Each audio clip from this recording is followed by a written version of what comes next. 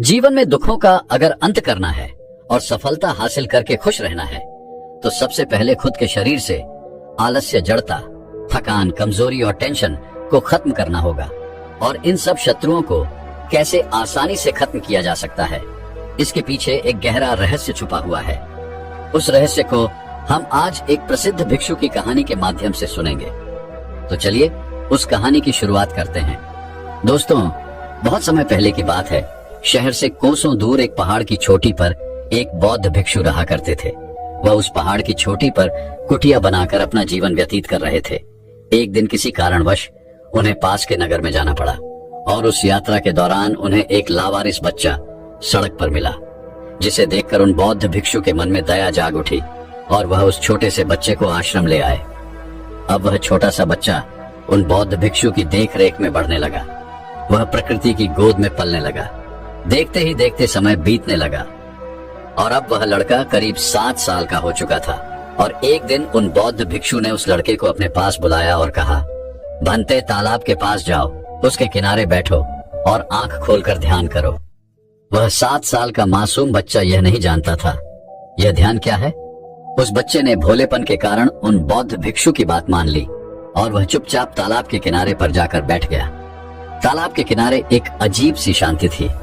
उस शांति में वह बच्चा कभी आसपास की झाड़ियों की तरफ देखता तो कभी उन पर लगे फूलों, उनकी पत्तियों, नदी में बहने वाले जल और आसपास के पत्थरों को बहुत ध्यानपूर्वक देखता, जिससे उसके मन को अजीब सी शांति मिलती, जिससे वह लड़का बहुत अच्छा महसूस करता। अब से वह हर रोज ठीक उसी समय तालाब के किनारे आकर बैठ जाता और आसपास की झाड़ियों की पत्तियों, फूलों और नदी में बहने वाले जल तथा वहां पर उपस्थित उन पत्थरों को ध्यान से देखता। धीरे धीरे उस मासूम बच्चे के भीतर चीजों को निरीक्षण करने की कला विकसित हो गई। उसका मन धीरे धीरे एकाग्र होने लगा। वह प्रकृति में होने वाली हर एक चीज को बड़ी ही गहराई से देखता और महसूस करता, जिससे उसका मन शांत हो जाता। और जब वह शांत होकर बैठता तो फूलों की कोमलता, पानी की शीतलता और पत्थर की दृढ़ता को अपने भीतर देखता और उसे महसूस करता। और देखते ही देखते उसकी आंखें अपने आप ही बंद हो जाती और वह उसी मुद्रा में काफी समय तक नदी के किनारे शांत बैठा रहता। और जब भी उसकी आंखें खुलती तो वह आश्रम वापस लौट जाता। ऐसे ही कुछ और साल बीत गए और देखते ही देखते वह लड़का भी अब जवान हो चुका था। लेकिन जैसे जैसे वो लड़का नौजवान हो रहा था, उसके भीतर से निरीक्षण करने की वो शक्ति खो चुकी थी। अब वह पहाड़ की चोटी पर बैठकर शहर की उस टिमटिमाती रोशनी को देखता, जो उसे पल पल आकर्षित करती थी। अब वह पहले जैसे शांत होकर बैठ नहीं पाता था। उसका मन तो पल पल उस शहर की ओर भागता था। देखते ही देखते वह लड़का 18 साल का नौजवान युवक बन गया और अब उसका मन बहुत बेचैन रहने लगा था। उसे पर्वत की शांति अब व्यर्थ लगने लगी थी। उसमें उसे कोई भी रस नहीं आता था। वह तो अब दुनिया घूमना चाहता था, दुनिया देखना चाहता था। वह जानना चाहता था कि बाहर के लोग कैसे हैं, वहां लोग कैसे रहते हैं। वह नए लोगों से मिलना चाहता था, उनसे बातें करना चाहता था, उनका रहन सहन देखना चाहता था। एक दिन उसने हिम्मत करके उन बौद्ध भिक्षु से कहा, पिताजी, मुझे ये दुनिया देखनी है। आखिर मैं कब तक इन पहाड़ियों में घूमता रहूंगा। उस शहर की दुनिया यहाँ से देखने में कितनी हसीन लगती है। मैं भी वहां जाना चाहता हूँ, वहां के लोगों से मिलना चाहता हूँ, वहां के लोगों से बात करना चाहता हूँ। उन बौद्ध भिक्षु ने उस लड़के की सारी बातें ध्यानपूर्वक सुनी, लेकिन उन्होंने उस लड़के की बात का कोई जवाब नहीं दिया, क्योंकि वह जानते थे कि जो भी इंसान के पास नहीं होता वह उसी के पीछे आकर्षित होता है, और जो उसके पास होता है इंसान उसकी कदर नहीं करता। इसलिए उन्होंने उस लड़के को समझाने की भी कोशिश नहीं की, बल्कि वह चुपचाप केवल उस लड़के की सारी बातें सुनते रहे। उधर दूसरी तरफ वह लड़का उन बहुत भिक्षु के कुछ कहने का इंतजार कर रहा था कि जब उन बहुत भिक्षु ने कुछ भी नहीं कहा तो वह चुपचाप वहां से चला गया। अगले दिन सुबह सुबह उन बौद्ध भिक्षु ने खुद ही उस लड़के को अपने पास बुलाया और उस लड़के के हाथ में एक पत्र देते हुए कहा, बेटा, तुम शहर जाना चाहते हो ना? जाओ, वहां का राजा मेरा बहुत अच्छा मित्र है। तुम उसे यह पत्र दे देना और जब तक तुम्हारा मन करे तुम उस राजा के पास ही रहना। वह राजा उन बौद्ध भिक्षु से शिक्षा ग्रहण कर चुका था और वह बौद्ध भिक्षु यह अच्छी तरह जानते थे कि वह राजा महल में रहने वाला एक सन्यासी है वह बहुत आत्मज्ञानी है। किंतु उन बौद्ध भिक्षु ने उस लड़के को राजा के बारे में कुछ भी नहीं बताया। लड़के को शहर जाने की अनुमति मिल चुकी थी और इस बात से वह लड़का बहुत खुश था। वह मन ही मन बहुत प्रसन्न था। उसने तुरंत ही अपना सामान बांधा और शहर की ओर निकल पड़ा। जब वह रास्ते में कुछ दूर आगे बढ़ा, तभी अचानक उसके मन में एक विचार उत्पन्न हुआ। वह यह सोचने लगा कि आखिर उन बौद्ध भिक्षु ने मुझे इतनी आसानी से क्यों जाने दिया। जैसे ही उसके मन में यह विचार उत्पन्न हुआ, वह बड़ा आश्चर्यचकित हुआ कि आज तक तो उन बौद्ध भिक्षु ने मुझे कहीं पर भी जाने नहीं दिया था, लेकिन आज उस राजा के पास उन्होंने मुझे इतनी आसानी से क्यों भेज दिया। जैसे ही उसके मन में यह विचार आया, वह लड़का तुरंत ही रुक गया और उसने उन बौद्ध भिक्षु के द्वारा दिया गया वह पत्र निकाला। उस पत्र को खोला तो उसमें केवल 3 ही शब्द लिखे थे और वह थे, केवल दिशा दिखाओ। लड़के ने जब वह पत्र पढ़ा तो उसे कुछ भी समझ नहीं आया और ना ही उसने उन 3 शब्दों पर गौर किया। उसने ज्यादा सोचा नहीं और वह शहर की ओर आगे बढ़ने लगा। शहर पहुंचकर लड़के ने राजा को पत्र थमा दिया।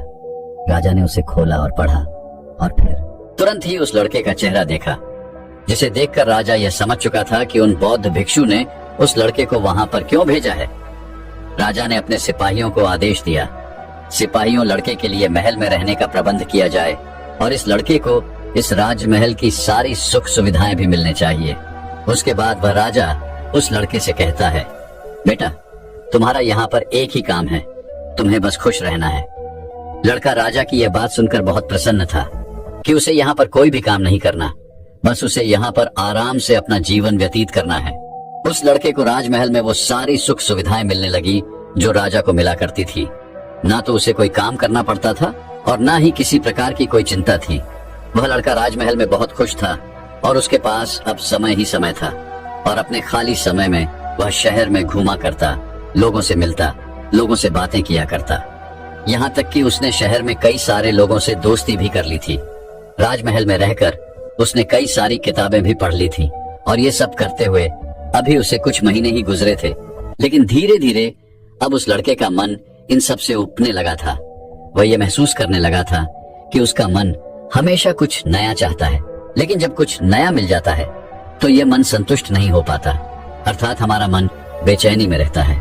और जब लड़के को इन बातों का एहसास हुआ, जब उसने अपने जीवन में ये सारी चीजें महसूस की, तो उसके बाद वह दूसरों पर निरीक्षण करने लगा। वह हर सुबह महल के बगीचे में जाया करता। वह बगीचा बहुत ही सुंदर और बहुत ही मनमोहक था और यह बगीचा शहर का सबसे बड़ा बगीचा भी था और इस बगीचे में शहर का कोई भी व्यक्ति बिना किसी रुकावट के आ जा सकता था। वह लड़का अपना अधिकांश समय उस बगीचे में ही बिताया करता और वहां पर आने जाने वाले व्यक्तियों को वह ध्यान से देखता, उनका निरीक्षण करता। कुछ दिन निरीक्षण करने के बाद उसे यह पता चला कि लोगों के चेहरों पर हमेशा तनाव बना रहता है, चाहे वह कोई अमीर आदमी हो या फिर कोई गरीब, फिर चाहे वह कोई व्यापारी हो या कोई कर्मचारी। सभी के चेहरे को देखकर ऐसा प्रतीत होता था मानो लोगों का शरीर तो बगीचे में है, किंतु उनका मन कहीं और ही भटक रहा है। लोगों के मन में एक अजीब सा तनाव है। लोग किसी न किसी परेशानी में है, चिंतित है, जिस कारण वह इस समय अभी यहाँ पर उपलब्ध नहीं है। हालांकि उनका शरीर यहीं पर है, किंतु उनका मन यहाँ नहीं और बगीचे की सुंदरता, उसका आकर्षण भी लोगों के मन को शांत नहीं कर पा रहा था। उन लोगों को देखकर वो लड़का मन ही मन यह सोचता था कि ये लोग जिंदा तो हैं पर जीना भूल गए हैं। केवल कुछ छोटे बच्चे ही हैं जो इस बगीचे में आकर सचमुच खुश होते हैं। यहाँ की खुशबू, यहाँ की हवा, यहाँ की आकर्षण को देखकर उनका मन खुश हो जाता है और वह खिलकर हंसते हैं। वह वर्तमान में जीना जानते हैं। उन सभी व्यापारियों, उन सभी सेठों को देखकर आज लड़के के मन में तरह तरह के विचार उत्पन्न हो रहे थे। वह यह सोच रहा था, मुझे तो लगता था कि शहर में उन्नति करने वाले बड़े घर के लोग हमेशा खुश रहते होंगे, उन्हें किसी बात की कोई चिंता नहीं होती होगी, लेकिन आज यहाँ पर आने के बाद यहाँ का नजारा तो कुछ और ही है। उस लड़के को अब यह एहसास हो चुका था कि बाहरी सुख सुविधाओं से केवल शरीर को आराम मिलता है, किंतु हमारा मन बाहरी चीजों से केवल भटकता है और भटकाव से हमारा मन थकता है। हम चाहे कितने भी ऐशो आराम में क्यों न रहें, चाहे कितने भी आकर्षण के केंद्र में क्यों न रहें, हमारे मन को कभी असली आराम और असली खुशी नहीं मिल पाती।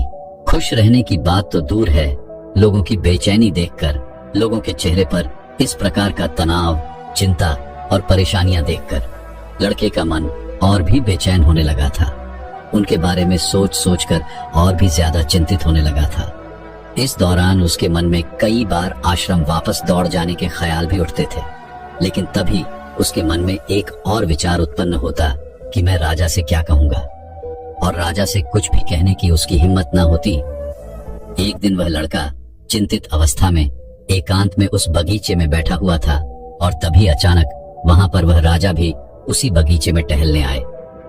राजा ने जब उस लड़के को एकांत में बैठे देखा तो वह समझ चुके थे कि लड़की के मन में कुछ बातें चल रही हैं। राजा उस लड़के के पास आए और उस लड़के से इस तरह बैठे रहने का कारण पूछा। इस पर वह लड़का उस राजा को जवाब देते हुए कहता है राजन, मैं जितना खुश रहने की कोशिश करता हूँ, मैं उतना ही परेशान होता जा रहा हूँ। यहाँ शहर में लोगों के पास सब कुछ है, पैसा है, अच्छा घर है, खाने के लिए तरह तरह के पकवान हैं, लेकिन मन की शांति नहीं है। मैंने कई लोगों को देखा, फिर चाहे वह धनवान हो या कोई गरीब, कोई व्यापारी हो या फिर कोई कर्मचारी, सभी के चेहरे उतरे हुए हैं।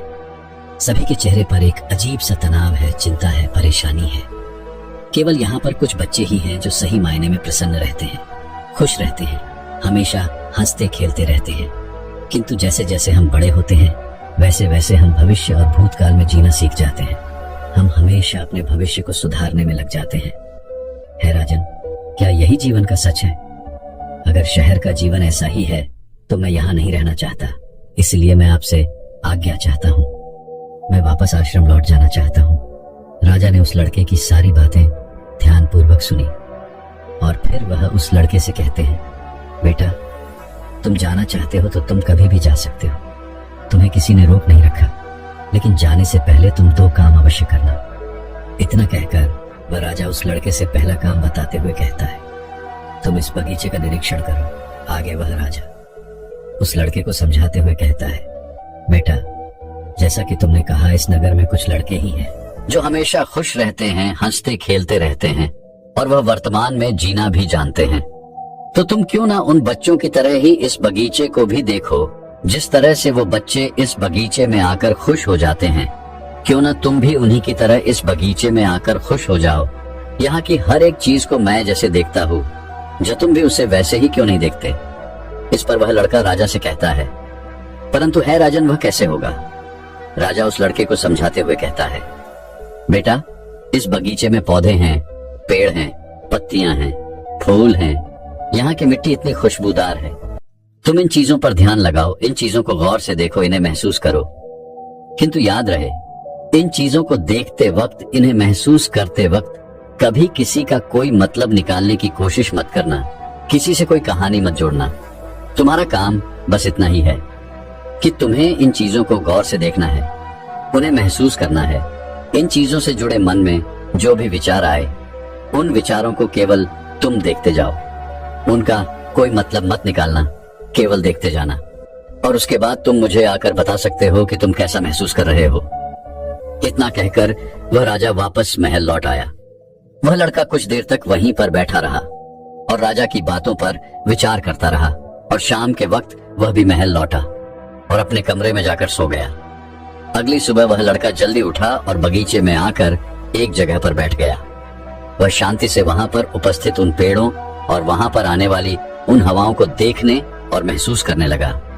जब उसने बगीचे की तरफ ध्यान दिया तो उसने देखा कि चारों तरफ काफी सारी सूखी हुई पत्तियां बिखरे हुई हैं, तरह तरह की गंदगी है। यह देखकर उसके मन में विचार आया कि बगीचे की सफाई होनी चाहिए। तभी उसका ध्यान फलों की तरफ गया। उन फलों को देखकर उसे बहुत अच्छा महसूस हुआ। वह सोच रहा था कि फूल बहुत अच्छे लग रहे हैं, लेकिन तभी उसके मन में यह भी विचार उत्पन्न हुआ कि बहुत जल्द पतझड़ का मौसम भी आने वाला है, जिस कारण ये सारे फूल बहुत ही जल्द मुरझा जाएंगे और नष्ट हो जाएंगे। वह उन विचारों से जुड़ जाता, लेकिन जैसे ही उसे राजा की बात याद आती, वह खुद को उन विचारों से अलग करता, और इसी प्रकार वह उन सभी विचारों को देखता रहा। देखते देखते काफी वक्त बीत चुका था और अब उसका मन भी शांत होने लगा था। अब से वह हर रोज उस बगीचे में आता और इसी प्रकार वहां की सौंदर्यता, वहां पर उपस्थित पेड़ पौधे, फूल, पत्तियां, वहां की मिट्टी, हर एक चीज को ध्यान से देखता और उन्हें महसूस करता। देखते ही देखते ऐसे कई दिन बीत गए और अब वह लड़का जब भी उस बगीचे में आता तो वहां पर उस फूलों की कोमलता, पानी की शीतलता, धरती की स्थिरता और वहां पर आने वाली उन हवाओं को महसूस कर पाता। वह अपने अंदर उन्हें देख पाता, जिसे यूं भी कह सकते हैं कि वह लड़का उस बगीचे के साथ एक हो गया था और अब उसका मन भी पहले से बहुत शांत होने लगा था। जब भी वह बगीचे में आता तो कई घंटे वह यूं ही बैठा रह जाता और एक दिन अचानक उस लड़के को सुखद आश्चर्य हुआ। उसे इस बात का एहसास हुआ कि मुझे उन बौद्ध भिक्षु ने 7 साल की उम्र में यही खुली आंखों वाला ध्यान सिखाया था। और जैसे उस इस बात का एहसास हुआ, वह लड़का बहुत प्रसन्न हुआ और तुरंत ही महल में राजा के पास गया और राजा से कहा, है राजन, जैसा आपने कहा था मैंने वैसा ही किया और ऐसा करने से मैंने 3 बातें सीखी। पहली, जब हम किसी पर ध्यान देते हैं तो मन के स्पंदन या मन की अवस्था उसी वस्तु जैसी हो जाती है। इसलिए सही और सात्विक वस्तुओं पर ध्यान देने का महत्व है राजन, मैंने यह भी सीखा कि प्रकृति का स्वभाव शांत है, इसलिए इस पर ध्यान लगाने से, झरने की आवाज सुनने से, हवा की शीतलता महसूस करने से, धरती की स्थिरता महसूस करने से मन को बहुत आराम मिलता है राजन, मैंने यह भी सीखा कि जब हम दुखी होते हैं तब हम और ज्यादा मुसीबत या रुकावटों पर ध्यान देते हैं, जिस कारण हम और ज्यादा परेशान होने लगते हैं, चिंतित होने लगते हैं और इस परेशानी में हमारा दृष्टिकोण और भी नकारात्मक हो जाता है। हमारे मन में नकारात्मक विचार आते हैं, नकारात्मक बातें उत्पन्न होती हैं। किंतु यदि हमें इस दुख से बाहर निकलना है, यदि हमें उस परिस्थिति से बाहर निकलना है, तो हमें अपना ध्यान नकारात्मक बातों से हटाकर, अर्थात उन परेशानियों से हटाकर अच्छी चीजों की ओर ले जाना चाहिए जो स्वभाव से शांत हो, जिससे हमारे मन को ऊर्जा मिलती है। हमारा मन एक बार फिर ऊर्जा से भर जाता है। राजा ने उस लड़के की सारी बातें ध्यानपूर्वक सुनी और फिर वह लड़के को कहते हैं, बहुत अच्छे बेटे, तुमने बहुत अच्छा काम किया है, किंतु अब यही काम तुम्हें अपने लिए करना है, अर्थात अपने मन के लिए। और यही तुम्हारा दूसरा काम यह है कि अब तुम मन को देखो। इस बात को समझाते हुए राजा उस लड़के से कहते हैं, जो भी विचार तुम्हारे अंदर प्रकट होते हैं, भले ही वह तुम्हारे बारे में ही क्यों ना हो, उन विचारों पर बिना प्रतिक्रिया दिए बस उन विचारों को देखते जाओ, अर्थात किसी भी विचार में अच्छा या बुरा मत सोचो। उन विचारों पर निर्णय लेने की कोशिश मत करो, बस उन विचारों को देखते जाओ, यही तुम्हारा आखिरी काम है। लड़के ने राजा की बात मानी और अब से उसने खुद पर ध्यान देना शुरू किया। उसने इस अभ्यास को शुरू किया, लेकिन अब की बार अभ्यास इतना आसान नहीं था। जब भी उसे अपने बारे में विचार आता तब वह उसमें खींचा चला जाता, वह अपने आप को रोक नहीं पाता। और जब वह इस चीज का अभ्यास कर रहा था तब उसे इस बात का एहसास भी हुआ कि खुद के प्रति संभव विकसित करना सबसे कठिन कार्य है। लेकिन लड़के ने हार नहीं मानी और वह टीका रहा। देखते ही देखते कुछ महीने यूं ही निकल गए और लड़के को जब भी समय मिलता वह अपने विचारों को देखने की कोशिश करता। देखते देखते वह अभ्यास पर इतना निपुण तो हो चुका था कि जब भी उसके मन में कोई विचार आते, फिर चाहे वह खुद को ही लेकर क्यों ना हो, तो वह उसमें अच्छा या बुरा नहीं ढूंढता, बल्कि वह केवल शांति से उन विचारों को देखता और उन विचारों के प्रति कोई प्रतिक्रिया नहीं देता। ऐसा करते करते अब वह इतना निपुण हो चुका था कि उसका मन धीरे धीरे स्थिर होने लगा था। वह भीतर की ओर मुड़ने लगा था और जैसे जैसे उसने इसमें और भी निपुणता हासिल की, उसका मन शांत होने लगा। उसका मन किसी भी विचार के प्रति कोई भी प्रतिक्रिया नहीं देता था और जैसे उस लड़के के मन ने किसी भी विचार के प्रति प्रतिक्रिया देना बंद किया, उसका मन पूरी तरह से शांत हो गया। और मन के शांत होते ही लड़का मन के सारे रहस्य समझ चुका था। अब वो ये जान चुका था कि संसार केवल हमारे मन का ही एक प्रतिबिंब है, जो अच्छाई और बुराई हमें बाहर दिख रही है। ये सब कहानी है, ये सारी कहानियां हमारा मन ही बुन रहा है और ये सारी कहानियां हमारा मन ही हमें सुना रहा है। और इसी अच्छे और बुरे के चलते हम मन की बातों में फंस कर रह जाते हैं और हमारा मन हमें उन विचारों को बहा कर ले जाता है, जिस कारण हम कभी भी असली शांति और आनंद को देख नहीं पाते, उसे जान नहीं पाते, उसे महसूस नहीं कर पाते। अब उस लड़के को यह भी समझ में आ चुका था कि यह शांति ये खुशी हमेशा से मेरे पास ही थी। उन बौद्ध भिक्षु ने मुझे बचपन से ही इस शांति का एहसास करना पहले से ही सिखा दिया था। लेकिन मैं ही गलत था। मैं चीजों के पीछे भाग रहा था। मैं लोगों की खुशियों के पीछे भाग रहा था। मैं चीजें पाना चाहता था। लड़का ये जान चुका था, आंखें खोलकर ध्यान करना है। अपने मन के प्रति भी संभव रखना सबसे बड़ी शक्ति है, और यह शक्ति हमें यूं ही नहीं मिलती। इसके लिए हमें निरंतर अभ्यास करते रहना होता है। अपना अभ्यास पूरा करने के बाद आखिरकार वह लड़का एक बार फिर उस राजा के पास पहुंचा, लेकिन इस बार कुछ अलग सा था। लड़के की दृष्टि, सोचने और समझने का तरीका अब पूरी तरह से बदल चुका था। वह पूरी तरह से वर्तमान में आ चुका था। लड़के ने राजा को जब दरबारियों से बात करते हुए देखा, तो राजा के चेहरे को देखकर अचानक ही लड़के को यह एहसास हुआ कि राजा के चेहरे पर भी वही शांति झलक रही है जो उसे अभ्यास के कारण मिली है। जो उन बौद्ध भिक्षु के चेहरे पर हमेशा बनी रहती थी, ठीक वही शांति, वही तेज राजा के चेहरे पर भी नजर आ रहा था। राजा अपना पूरा राज्यभार संभालते हुए भी पूरी तरह से शांत है। यह देखकर लड़के के मन में विचार उत्पन्न हुआ और वह यह सोचने लगा कि आज तक मैं ये सब कुछ पहले क्यों नहीं देख पाया। जैसे उसके मन में यह विचार उत्पन्न हुआ, उसे उसके प्रश्न का उत्तर भी स्वयं से ही मिल गया।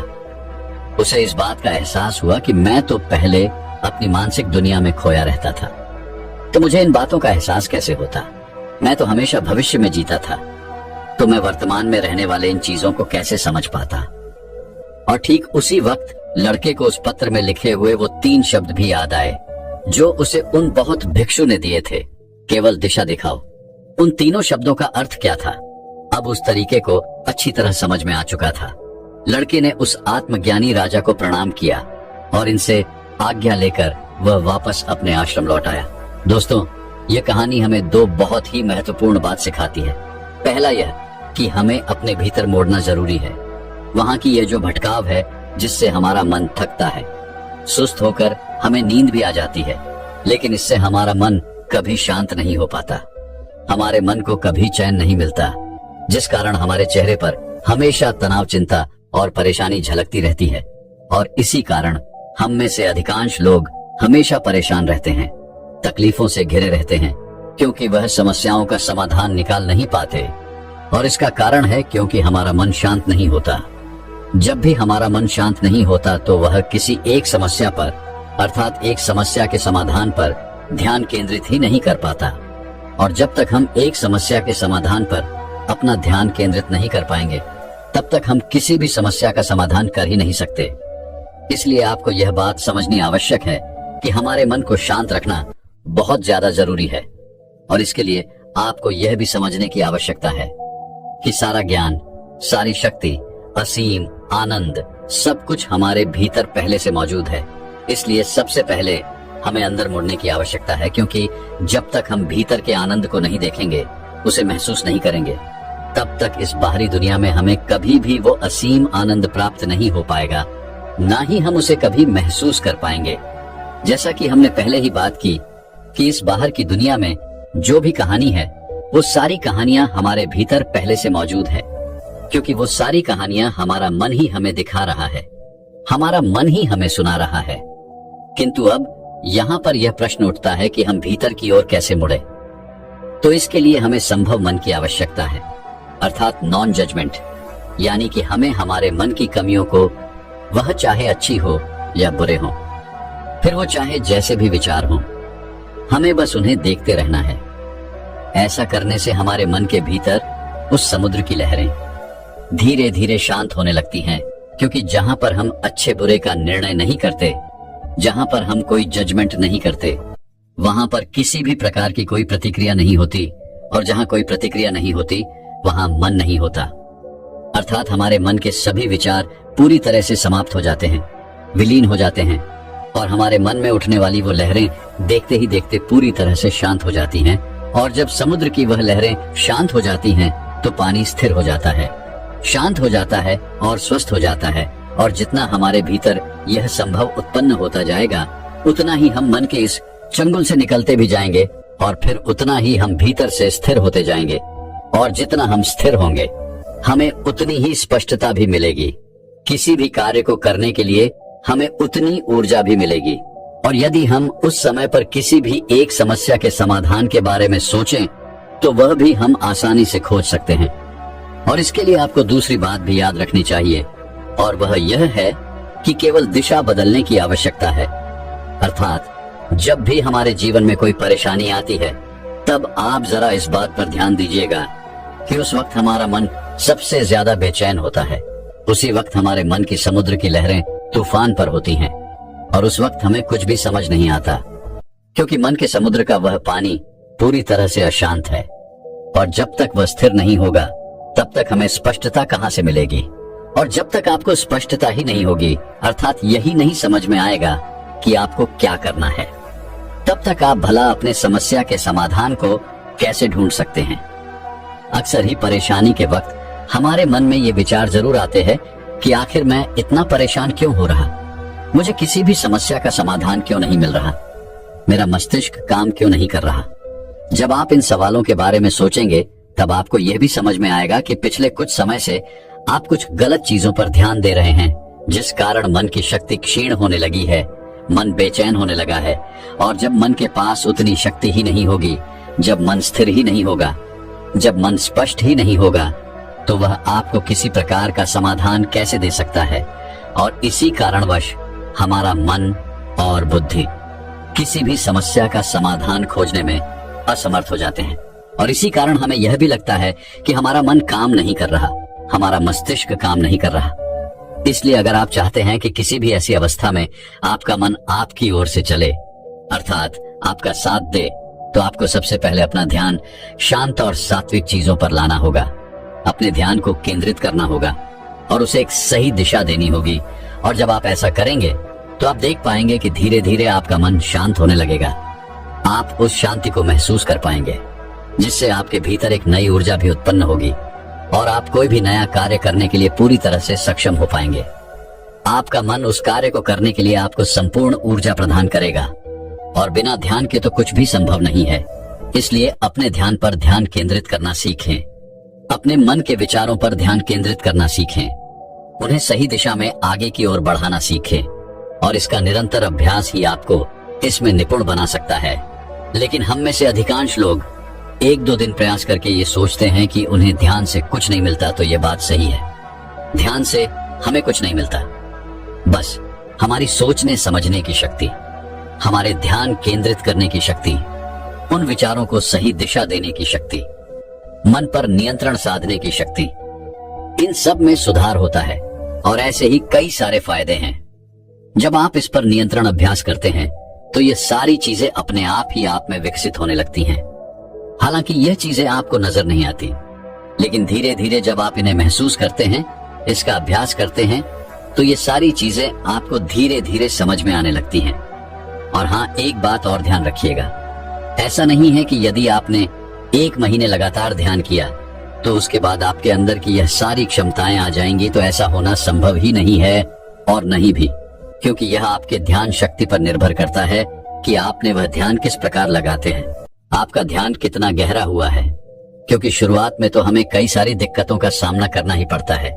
जब शुरुआत में हम ध्यान करने बैठते हैं तो हम अधिकांशतः लंबे समय तक बैठ नहीं पाते और ऐसी अवस्था में हमारा मन भी स्थिर नहीं रहता। हमारे मन में तरह तरह के विचार चलते ही रहते हैं।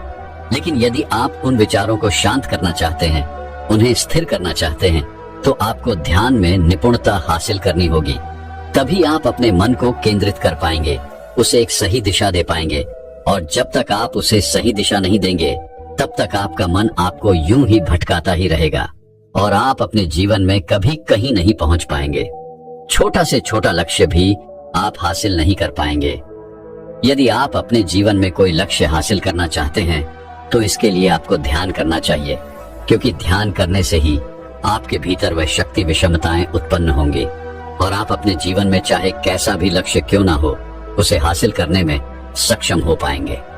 यदि आप अपने मन को एकाग्र करना चाहते हैं तो आपको यह विद्या अपनानी ही होगी।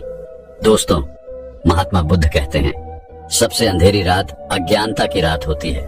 यह ऐसी रात है जो कभी नहीं गुजरती और इस अंधेरी रात में आप चाहकर भी कुछ नहीं देख पाते।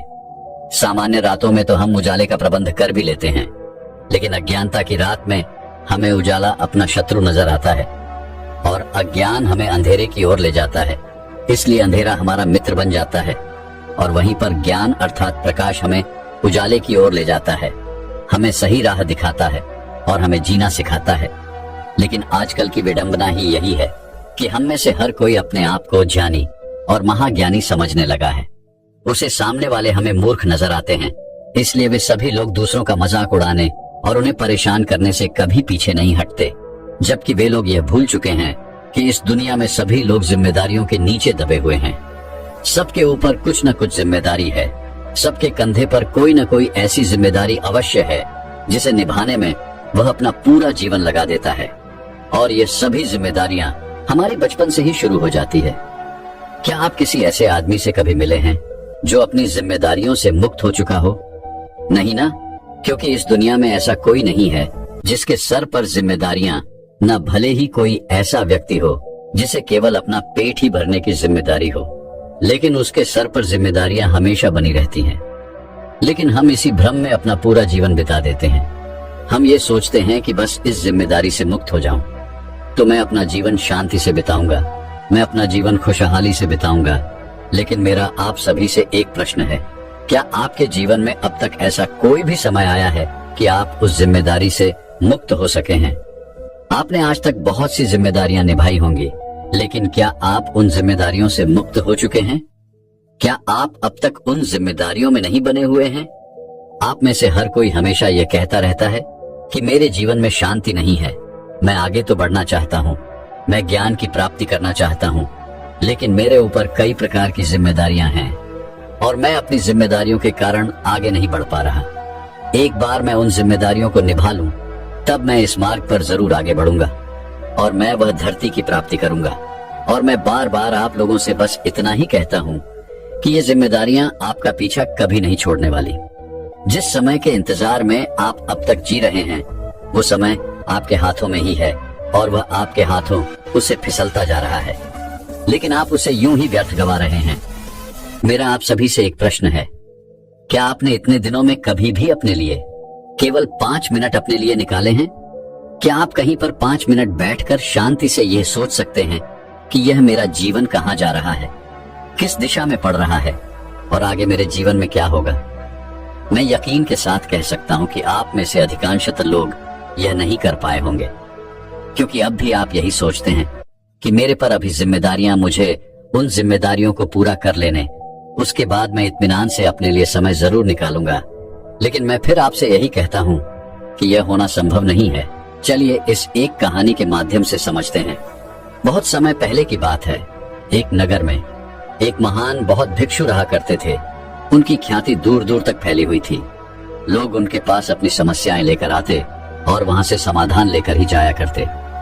एक दिन एक बूढ़ा व्यक्ति उन गुरु के पास आया और उन्हें प्रणाम करके वह उनसे कहता है, गुरुवर, क्या आप मुझे बता सकते हैं कि मैं कब तक अपनी जिम्मेदारियों से मुक्त हो पाऊंगा? मैं ज्ञान के मार्ग पर आगे जाना चाहता हूँ। सोचता था जब मैं अपनी सारी जिम्मेदारियां निभा लूंगा तब मैं इस मार्ग पर अवश्य आगे बढ़ूंगा, लेकिन आज तक मैं अपनी जिम्मेदारियों से मुक्त ही नहीं हो पाया। जिम्मेदारियां मेरा पीछा छोड़ने का नाम ही नहीं लेती, हुआ तो हमेशा मेरे पीछे ही लगी रहती है। अब आप ही बताइए मैं क्या करूं? स्पैरो व बौद्ध भिक्षु मुस्कुराने लगे और बूढ़े व्यक्ति से कहते हैं, भंते, तुमने आज तक कौन कौन सी जिम्मेदारियां निभा ली है? इस पर वह बूढ़ा व्यक्ति उन बौद्ध भिक्षु से कहता है, जब मैं छोटा था तो मुझे लगता था कि बड़ा होना बहुत अच्छा है। एक बार बड़ा हो जाऊं तो पढ़ने लिखने की सारी जिम्मेदारियां हमेशा हमेशा के लिए खत्म हो जाएंगी। बड़ा हुआ तो लगा कि व्यापार या कोई अच्छा पद पा लूंगा तो अपनी जिम्मेदारी से मुक्त हो ही जाऊंगा। उसके बाद मैंने शादी कर ली और मैंने सोचा कि एक बार मेरे बच्चे पढ़ लिख लेंगे, वह कामयाब हो जाएंगे, तो अब तो मैं अपनी जिम्मेदारी से अवश्य ही मुक्त हो जाऊंगा। देखते देखते ऐसे ही काफी समय बीत चुका है और अब मेरे बच्चे बड़े भी हो चुके हैं। कुछ बच्चे कामयाबी भी हो गए हैं तो कुछ नालायक भी रह गए। तब ऐसा प्रतीत होने लगा कि मुझे उनकी शादी करवा देनी चाहिए। एक बार उनके सर पर जिम्मेदारियां आ जाएंगी तो वो खुद ही सुधर जाएंगे। यही सोचकर मैंने उनकी शादी भी करवा दी। तब मन में यह लालसा उठी कि कम से कम अपने पोते पोतियों का मुंह तो देख लो, एक बार उनसे मिल लूं, उन्हें गले लगा लूं, तो कम से कम यह मेरा जीवन पूरा हो जाएगा, मैं संपन्न हो जाऊंगा। देखते ही देखते समय बीतता गया। और आखिरकार मैंने अपने पोते और पोतियों का मुंह भी देख लिया। लेकिन उन्हें देखकर मेरे मन में एक और लालच जाग उठा। मुझे लगने लगा कि इनकी अच्छी शिक्षा भी मेरी ही जिम्मेदारी है। कम से कम उन्हें इतना बड़ा होटल भी तो देख लो, और आज वह सभी बड़े हो चुके हैं और तब लगता है कि वह सब कामयाब हो जाए तो मेरी सारी की सारी जिम्मेदारियां खत्म हो जाएंगी।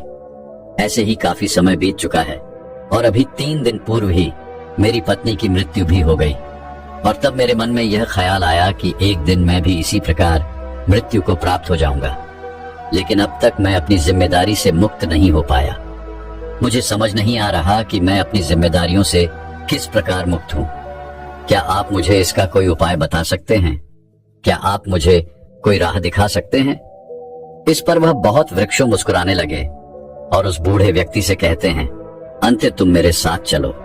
इतना कहकर वह उस बूढ़े व्यक्ति को एक नदी किनारे ले गए और वहां पर जाकर उन्होंने उस व्यक्ति को एक किनारे पर बैठा दिया और बगल में वह खुद भी बैठ गए।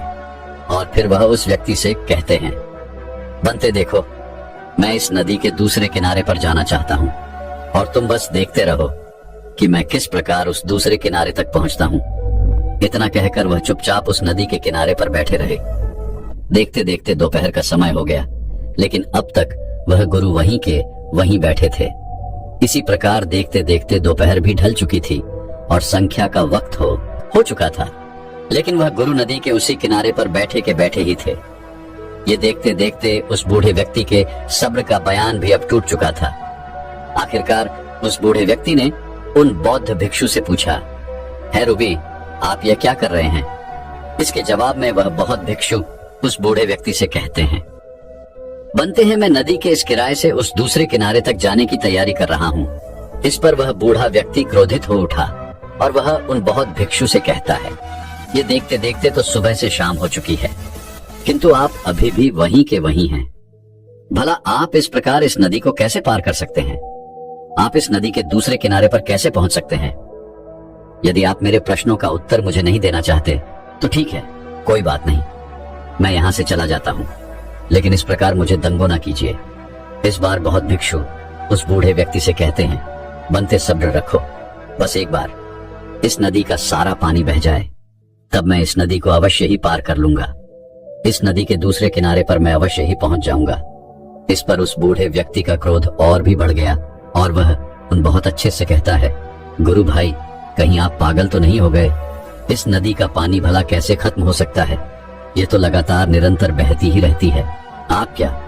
इस पर उस बूढ़े व्यक्ति का क्रोध और भी बढ़ गया और वह उन बहुत अच्छे से कहता है, गुरु भाई, कहीं आप पागल तो नहीं हो गए? इस नदी का पानी भला कैसे खत्म हो सकता है? ये तो लगातार निरंतर बहती ही रहती है। आप क्या?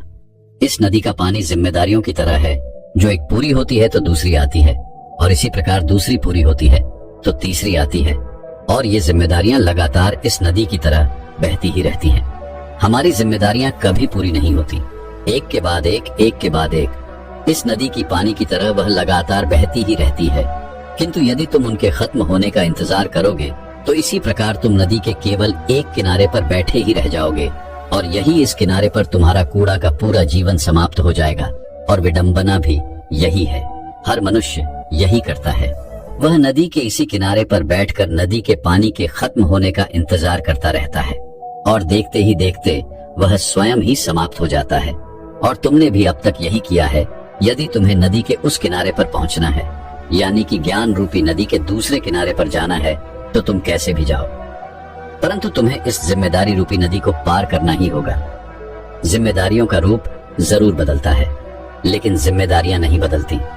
जिस प्रकार एक सामान्य मनुष्य के जीवन में तरह तरह की जिम्मेदारियां होती हैं, ठीक उसी प्रकार एक बुद्धत्व प्राप्त व्यक्ति की भी अनेक प्रकार की जिम्मेदारियां होती हैं कि वह अपने ज्ञान से इस संसार को परिचित कराए, ताकि दूसरे सभी लोग उस मार्ग पर जा सके, उन्हें सही राह मिल सके और वे सभी अपने अंधकार से बाहर आ सके। लेकिन हम सामान्य मनुष्य जो इस किनारे पर बैठकर अपनी जिम्मेदारियों के खत्म होने का इंतजार करते रहते हैं, वह कभी उस दूसरे किनारे तक पहुंच नहीं पाते। जबकि एक बुद्धत्व प्राप्त व्यक्ति जो नदी के दूसरे किनारे पर है, वह अपनी जिम्मेदारियां स्वतंत्र होकर निभाते हैं, और वह किसी जिम्मेदारी के बोझ के नीचे दबे नहीं होते। वह स्वतंत्र रूप से अपना कर्म करते रहते हैं।